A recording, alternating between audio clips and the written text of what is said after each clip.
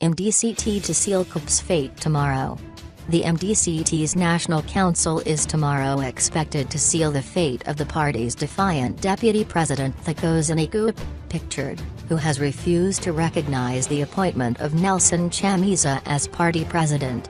Indications are that the party might suspend or expel Khupe for continuously defying party resolutions, including conducting parallel campaign programs after declaring herself bona fide MDC-T leader.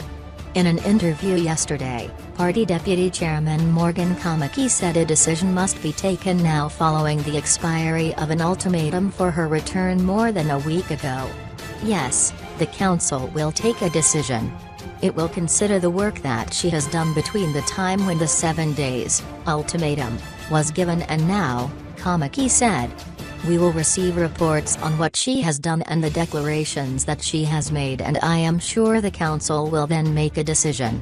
Senior MDC-T officials are vowing to push for Khupe's expulsion for declaring herself acting president, contrary to the National Council decision that endorsed Chamisa. They told Newsday that after Khupe, their next target would be the party's Secretary-General Douglas Mzahara, who stands accused of failing to communicate the decision to suspend the party's spokesperson Dlathu. Dlathu has been a key figure on Khupe's side. There are also reports that negotiations between the warring MDC-T factions have collapsed. Khupe's personal assistant, witness Dlathu, said there were no talks between his boss and Chamisa. Negotiations have irretrievably broken down because of the rigidity of proposals tabled by the Chamisa camp, Dlathu said. Their insistence on forcing Dr. Khupe to accept all their unconstitutional positions have affirmed that they are negotiating in bad faith, and as a political gimmick for reasons we are yet to establish.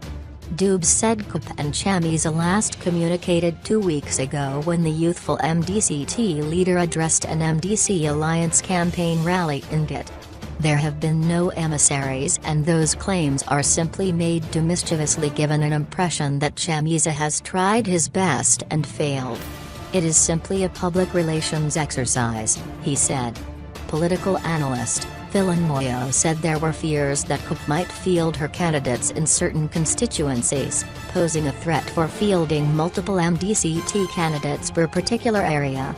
The disunity and imminent split will obviously cost the MDC alliance thousands of votes, especially in Bulawayo, Matabeleland South and North, Moyo said. This is because Khupe has a significant following and sympathizers in these 3 provinces.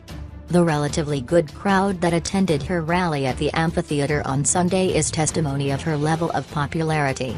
He said the way forward for the MDC alliance was to continue mobilizing without Khupe as they had done with relative success thus far. But ultimately, if the alliance is to stand any chance of winning state power, or at the very least drastically reduce ZANU-PF's parliamentary majority, then they must form a grand coalition with the People's Rainbow Coalition, Moyo said.